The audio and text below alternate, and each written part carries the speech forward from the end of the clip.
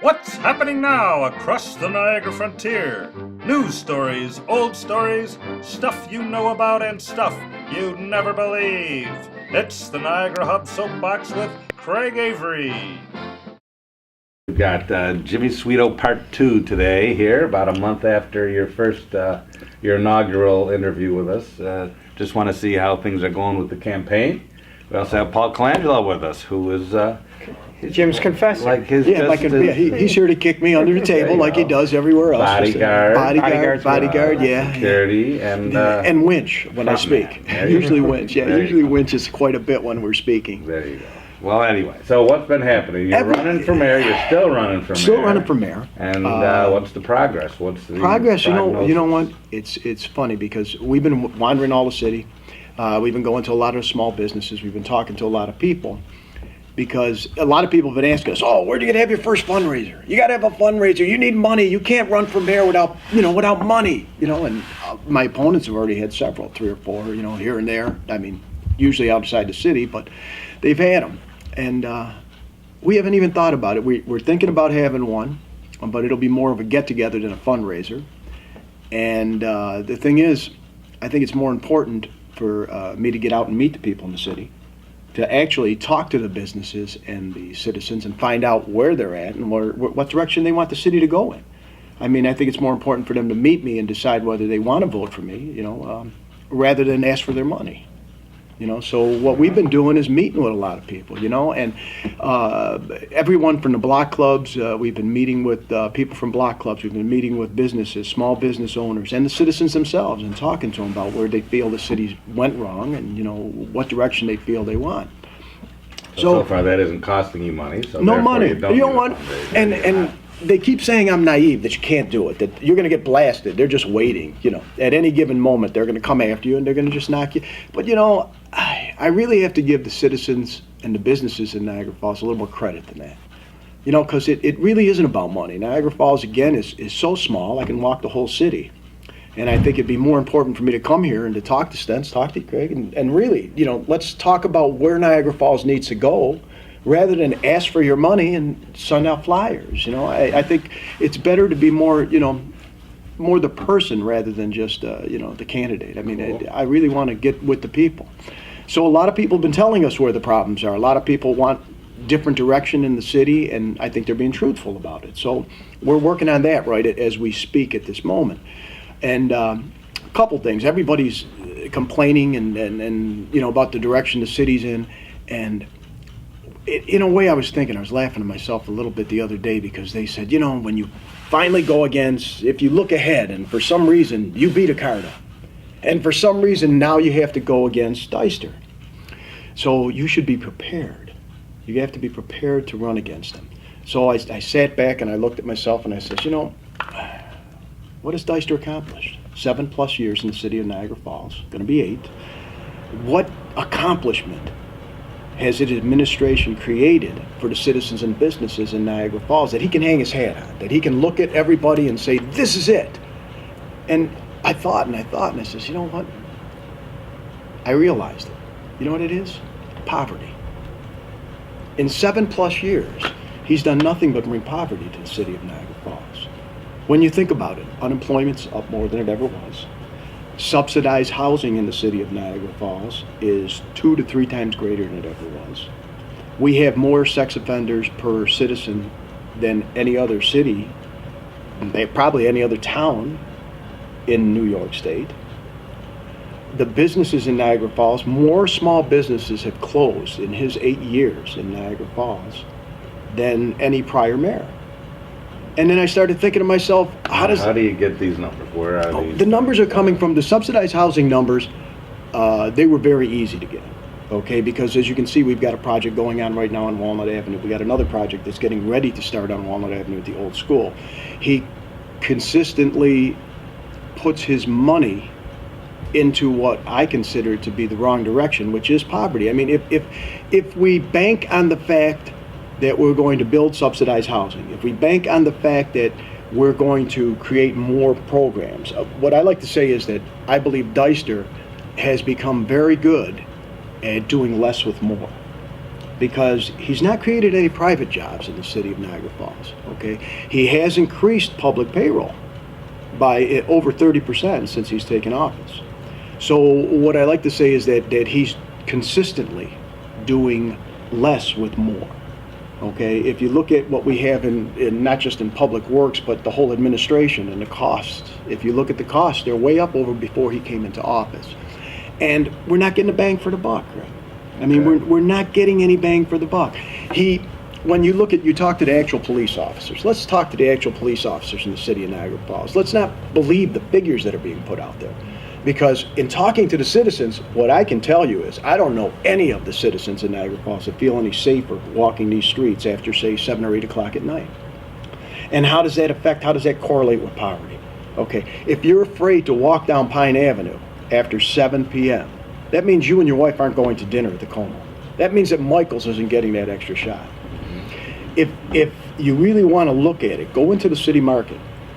Now, the city market has always been like a hub on Pine Avenue, and that was always like where everyone used to go.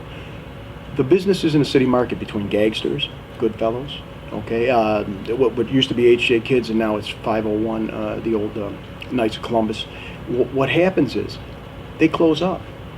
Gagsters is closed by 9 o'clock. Goodfellows actually locks their door after 10 o'clock or so. You almost have to walk into the place. It's pretty sad when you're leaving a restaurant on Pine Avenue or you're leaving a restaurant on Niagara Street and you're actually hoping that someone's leaving with you because you're worried about getting to your car. Okay. So even though he's saying that crime is down, okay, the quality of life crimes that we're facing in Niagara Falls are way up. I mean, I talk to the people. That gives you the great opportunity now to say, what are you going to do? Very simple. Right, because that's what we're hoping with this series is to say, what are you going to do, not what the other guy didn't do. We know what we're going to do today is we introduce something that is called, that he didn't do, okay? This is the very simple thing. It's just, we introduced it in the paper. It was 3 simple letters: education, participation, and cooperation. What we're going to do today is, when people keep telling me what you need to do is you need to announce who you're going to bring in, how you're going to do this, okay? Who's going to be on your team? Well, the difference between our administration and his administration and any administration previous that I can think of, okay, our team's going to be the city of Niagara Falls. Our team's going to be you, it's going to be Stentz, it's going to be Paul, it's going to be not only the citizens but the small businesses of Niagara Falls. What we're going to do is to build a city based on community. We're going to get together with the block clubs. We're going to get together with the business associations. We're going to get together with the average citizen who's worried about his neighborhood. And we're going to talk to these people and we're going to enlist these people. We're going to get their help in creating what we want to be a better city for the people of Niagara Falls. They're going to have a voice in this. You're going to have a voice in which direction business is going. Okay? I'm not going to look at you and my eyes aren't going to roll back in my head. Okay? I'm not going to look at you like, yeah, okay, yeah, all right, wait, let me call my Buffalo number. I got someone I got to get a hold of, you know? But we're going to listen to the business organizations. We're going to take different areas. We're going to take Main Street, which everyone knows right now is a shithole. Okay, and there's no lying about it. You know, there's problems on Main Street. There's problems on Pine Avenue. There's problems on Niagara Street. It isn't one area. There's problems in LaSalle. So what we have to do is we have to get the people of LaSalle interested. We have to get the people on Main Street, the businesses on Main Street, to not just hold out their hands, but to actually cooperate and say, what direction do you want to go in? And then we have to have the city and the administration 100% behind them. Okay, we've got to get everyone on the same page on moving the city forward. And to do that, you know, everybody says nobody cooperates. All they're gonna do is fight. You can't expect businesses and the citizens of Niagara Falls to run Niagara Falls. Chaos will ensue. I think they're crazy. I think they're crazy for saying that. I think that each and every one of us sitting here at this table and filming us here has an interest in the city of Niagara Falls. We've all put our hard-earned money into it. We put our time into it. You know, so we should have a right to have a voice in which direction we're going in. So where he never bothered, you know, you think about it. When was the last time, you know, he walked the streets and talked to the businesses on Pine Avenue or came in and said, look, how we doing? You know, what problems are you having? What can I do? Would it help if I put a police officer closer here? Are you busy on Fridays? You know, what can we do to help you? When was the last time he gave local businesses money? It's always one-shot deals. I mean, we gave that Winterfest party that we had here all that money. We've given the Hard Rock concert.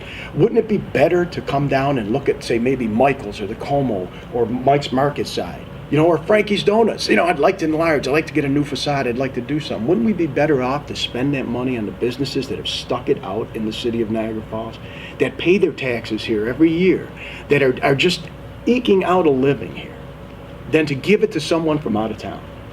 So what we're going to do is we're going to partner. Our team's going to be the entire city. Okay, we're going to listen to the people. We're going to have people from every business district and every citizens group talking to the people of Niagara Falls. They're going to know this administration. They're going to be able to walk in and tell us where their problems are. You know, and all the solutions aren't simple. All the solutions are going to take work, but it's going to be a partnership between the group that wants the solutions and the administration. We're going to want to partner with everyone on everything that goes on in the city, and we're going to give the money to the businesses that have hung out. You know, all that casino money, $183 million that we've gotten. What have we gotten for it? You know, you think about it. We've got higher crime rates than we used to have. Even though he maneuvers it, everyone else except for this administration believes that the city's safer, or not safer. So what have we got? We've got more houses demolished. We've got more businesses leaving town. Look at the Topper on 19th Street. Someone chose to put their money in there. Okay, they worked hard at it, cleaned it up. It was nice inside there. I went there for, you know, a couple of the programs that they had going on. It was beautiful in there. Okay, how long did it last? A year and a half? You know, in the beginning. No, not open, closed. Oh, I didn't know that. Yeah, you know why here in the beginning he says, I want everyone to know that this area isn't as bad as it really is. It's a perception of crime. You know, Deister says it's a perception of crime, but they're wrong. It isn't a perception. It's crime. I mean, it needed to be addressed. In the beginning, he had people actually walking people out to their cars to make sure they made it. After a while, he couldn't do that no longer. Well, then a year later or so, it's closed. You know, food was great. Put on a couple nice shows. Go down here, look at the Rapids. I mean, he doesn't have a lot of shows going on all year round because he cannot get enough people at that venue to support it. Right. You know, so we look at all the small businesses. They're all on the same boat. You know, we look at the Como. Talk to the waitresses. Talk to the cooks. Find out how many of them are working 2 jobs instead of 1 because their hours got cut back. Mm-hmm. You know, we've done nothing except make this city poorer since he's been in this administration. Well, I think we've got a community and that we've created a lazy group of people that do just sit there, and it's easier to blame the mayor or it's easier to blame the city hall or this thing as opposed to, as you said, what is it that you've got to be part of this right. this solution here? You know, there is the facade program that's there. If Frankie Donuts wants to put up a new facade, it is there. But you have to get off your butt. You have to go talk to the people of community development. And those programs are there. It's just I don't think that people are aware of them as much, or that because the first step is, oh, everything's so corrupt, everything's this and that. It isn't that bad. Do what you should do, and if you could get the people rallied around about this, hey, help yourself, because right. There are programs in place. The programs that we have in the city for the local businesses, like the Facade Program, are very restrictive. Okay, with Niagara Street Business, we've tried to get the Facade Program for several different people. They really want too much information. Okay, the city of Niagara Falls should not have the information. You should not have to return, you know, it's for a facade. You've been in business here for 25 years. You want to put a new front on your building, you shouldn't have to turn in your last 5 years' tax returns. You shouldn't have them go through the building to check your plumbing, electrical, to make sure you have absolutely no violations on your 100-year-old building. I'm sorry, I don't mean, but you don't need your last 5 years of tax returns. So that statement puts people thinking that this is so difficult. Didn't you hear Jimmy Szwedo? You need 5 years of tax time. Maybe not 5. That kind of, that's all I'm saying is the general perception. But you do need the inspectors to go through your building, and you can't tell me you don't. And and they're looking for whether you have plumbing violations, electrical violations, anything. Now the building's 100 years old. Every building in the city of Niagara Falls is going to have something wrong with it. Right. If they expect it to meet the codes of 2015, you're all going to have it. We've had several businesses on Niagara Street that picked up the forms, looked at it, and they did ask for tax returns. Okay, maybe not 5 years. Well, Yeah, but again, just that statement. Not 5 years. Okay, not 5 years. But did they ask you for tax those returns? Types of things. Wait. Did they ask you for tax returns? No. They did ask the ones we had. They asked Frankie's Donuts for his tax returns. Okay. They want to make sure that they're going to stay in business. Right, for but a while. yeah. Well, because I mean, 35 years at the same location, he might pick up and leave tomorrow. Wait, here's one: Picarillo Florists. Okay, Picarillo. The name might sound familiar. Perhaps he works at City Hall. Perhaps he's in that administration. Do you know that when they bought the building off me to open it up, because that was my building, and I worked with them to get that building, to get it opened on Niagara Street.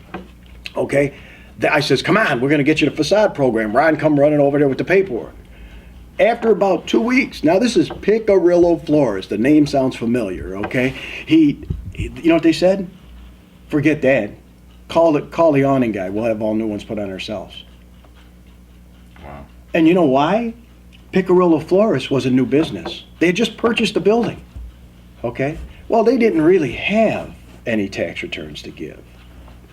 Okay? They had just gone through the whole building. So we're gonna open it up. I mean, doesn't it count, anything in the city of Niagara Falls count like you've been there for 35 years? It means you're not going anywhere. So shouldn't and here, if the front of the building got a brand new awning on it and you went out of business, isn't that still an improvement to the building? Doesn't that make that building more sellable? Doesn't that make that building more lucrative, that someone's going to come in and reopen a business there?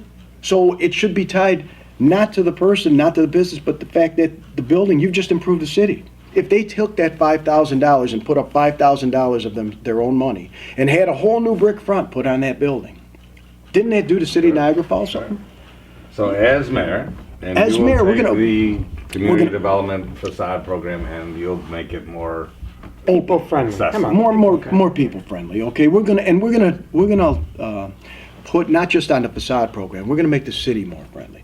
We're gonna open the funds up to people that have been in business here. The Como comes. Let's say the Como comes and decides they want to add on another, I don't know, a dining room or anything, and they need some money. I'd just as soon move that casino money or move any funding that we have for the businesses that have stuck it out here. Okay, the businesses that are going to be here, rather than the one-shot deals. There won't be any one-shot deals. We're not going to sponsor the Hard Rock Concert Series. Okay, we're not going to give away money for a ball drop. If they decide they want to have a ball drop, let them put up their own money. Yeah. You know, we want the local businesses to participate. Think about this. Frankie's Donuts, 37 years in business here. Couldn't get the facade program. Okay? And they applied for it. Okay? There was also a $25,000 seed money because they thought about redoing the entire front. Okay? They didn't need to get that either. Okay? Picarillo's Florists chose, rather than to complete the paperwork, to put the facade up themselves. The bakery chose to put up the facade by themselves. Okay, what we're finding is that we're not being receptive to the businesses that are still here, the businesses that make this city, that hold this city together. A place like Frankie's Donuts, 35 years, a meeting place for everyone in the city of Niagara Falls, okay? He's been here. Frank's not going anywhere. Frank donates to everything. He's here. Shouldn't we be receptive to their needs? So, as far as outside interest attracting new business in, I think first we have to get our own house in order.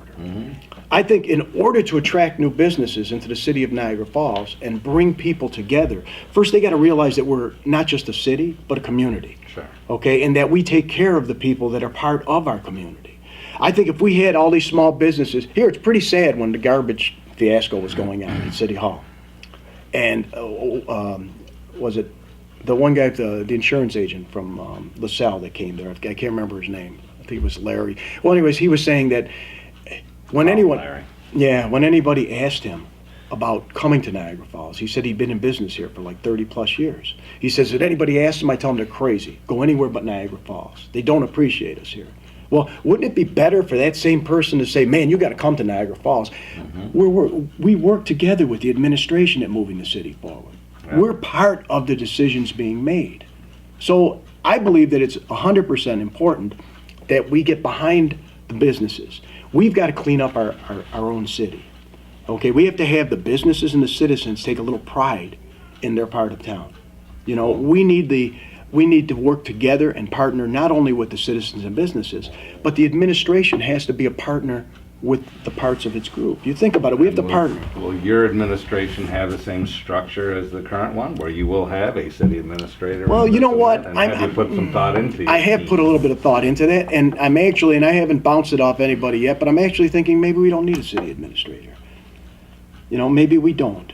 Maybe the department heads actually answer to the mayor, okay, and to the citizens of Niagara Falls. So possibly once the direction is set, do we need someone overseeing them? Do we need two people overseeing them? Do we need the mayor overseeing his program, and then do we need the city administrator? I know we're all thinking about how much work our current city administrator has put in, and I look at her accomplishments and failures, and I sit back and say that was a way of pissing away all that money. You know, you think about it, 7+ years, going to be 8 years. What did we piss away, $1 million on her? Did we get anything for the $1 million? I think the Hard Rock Concert Series was a better investment than she was. I mean, come on. I mean, so do we need a city administrator? You know, we've got to think about restructuring. We've got to try and get the more bang for the less bucks. You know, we're going to cut payroll in the city, especially on the high ends, okay? Because usually when we can't make the payroll, when we're having a problem with the taxes and stuff, who gets cut? We lose a janitor, you know. We lose a janitor, or we lose somebody's assistant or secretary. We don't lose the person making $100,000 plus. Right. You know, so we've got to look at the way this city is structured. You know, and once we clean this city up, we're in. So you're getting a good feeling in the midst of your stuff. Do you think you've got the support? You think you've got the people buying into this new community? I think part of it is he's been getting away, skating by with people saying, well, the city's in bad shape. I'd like to have been dealt his hand that his PR, his public relations people have right now. They paved, what, Jimmy, $6 million? They got $6 million over the last couple of years to pave. Yeah. Just take a step back to Elia's administration. My paving budget was $250,000. How many times did that go into $6 million? A lot. 24 times. Their paving budget is 24 times what it was 3 administrations ago. And you're struggling? There's something wrong there. I mean, you don't have to be a rocket scientist. Just do the math. 24 times. If I said, Greg, I'm going to increase your budget 24 times what it is, how would you do? Where would you be going to? Paving the streets with gold. You know Seriously. And the one other thing that we have to have accountability. Okay, we can't be, as an administration, I'm not going to be looking at this guy, and we're not going to be pointing fingers like this, just like the fiasco on 72nd Street. The water board's pointing at the city's pointing at this person. You know, we have to have accountability. If we screw up, we screwed up. You're right, I'm a horse's ass, I screwed up. Okay, but I'm going to tell you that. And I'm going to say, okay, where do we go from here? How do I fix what we just did wrong? Because I'm not going to be perfect. Nobody is. You know, we're going to make mistakes along the way. We're going to trust people maybe we shouldn't. We're going to bring people in that won't work out, and we're going to have to get rid of them. Jim, somebody asked me, I bumped in when we did the brunch thing on Easter, and we happened to go out to a restaurant in LaSalle. It was just absolutely packed. And everybody grabbed me, was asking me about this knucklehead, right? I said, leave me alone. I'm trying to eat my omelet, you know? But you look at what's going on right now, and you got to wonder, what would you do different? I mean, he's got to, well, how do you start with, I mean, I've been saying to myself, what's he going to do coming out of the box that's going to make a difference? First thing out of the box is we're going to call in all the businesses, Paul. We're going to call in the businesses. We're going to call in all the citizens, because by then we're going to have a program already formed. By doing what we're doing now, when it's time to start, we'll already have a basis. You know, we're already talking about meeting with some of the block clubs and different, you know, to start to organize what's going on.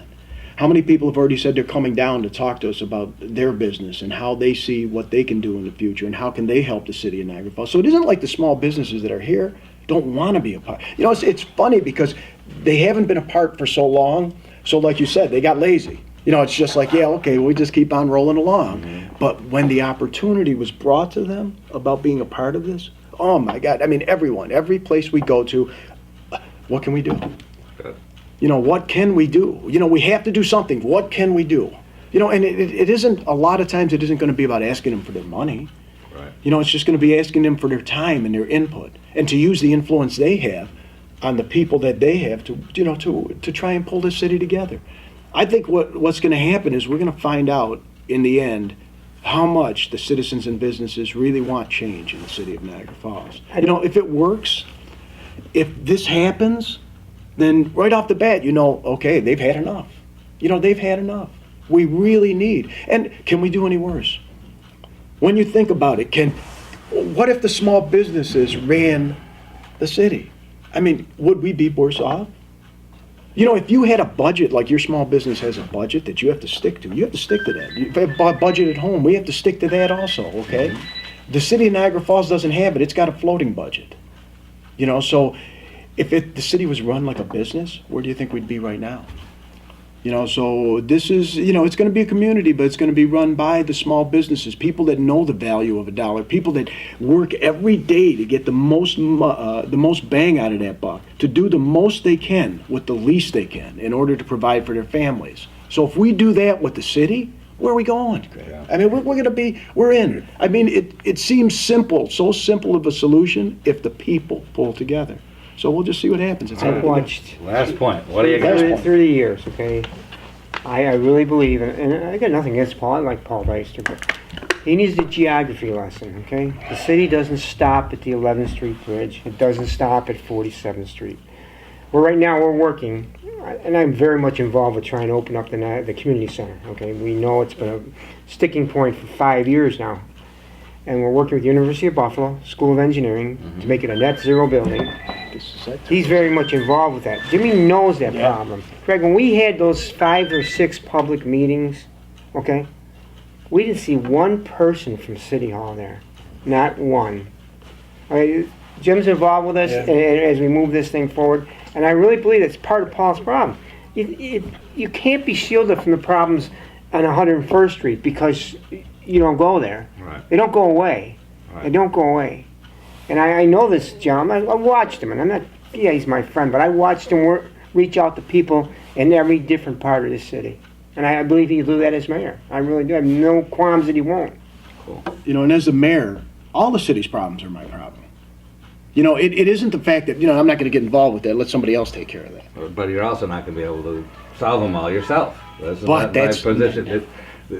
Currently, I don't, and I've been vocal against the team that's in place now. They're not doing their job, so it all goes to him. He's doing everybody's job. You can't do that. So you whose can't be problem the is that? quarterback But and whose the is that? receiver. Yeah, but and whose the- problem and the is that? coach. Well, You know, it all stems from the top. We're just like me and you know, shit rolls downhill. Yeah. You know, okay, so if you're not controlling, it's his problem because that's a team he created. Those are his best and brightest. We looked all over the country for those people. Matter of fact, we're still paying all over the country. Think about it, how much money we're paying. You got Spicone, you got Queso. They're temporary acting directors at Public Works. Okay, you know why they're temporary acting directors? Because if by chance he gets reelected, they're out the door. We're going to find another best and brightest. I mean, come on, it's crazy. We can't find no one in the city of Niagara Falls. They're not good enough to be permanent directors right now. Okay, nobody. I mean, you sit back. Everybody's got a partner. The police department. We need the partnerships to extend not just citizens and businesses, but throughout this administration. The police department has to be a partner in making this city safer. The fire department has to be a partner in making our citizens not only healthier, but feel safer. You know what I mean? We need partnerships. The Public Works Department, we need those people that work there to be a partner in making this city cleaner. Because if we don't partner with the groups within the administration, if we don't trust them to do their jobs, and if they're not doing their jobs, they'll be gone. But if we don't trust them to do their jobs, how are we going to move forward? If the Public Works Department doesn't respond and clean up the city, it's not going to get any cleaner. If the fire department is not the first responders, these people aren't going to live. If the police department decides, oh man, you know, I'd like to go there, you know, but I'm not going to go there. We need every group within the administration to be a partner. So what we're trying to do, and I believe it's the only way the city is going to move forward, is if we form a partnership with everyone in the city of Niagara Falls. very good. Good See luck. what happens. Did anyone tell you look like Lindy Ruff? Or do they tell you that all the time? Yeah, I threw him off the golf course. Yeah. Did True you? story. Really? I'm He looking did, at him, he I'm did. thinking that's him. Yeah. We could So- use him back in town. Good luck. Stay in touch. Always Great a to see pleasure. you. Thank you.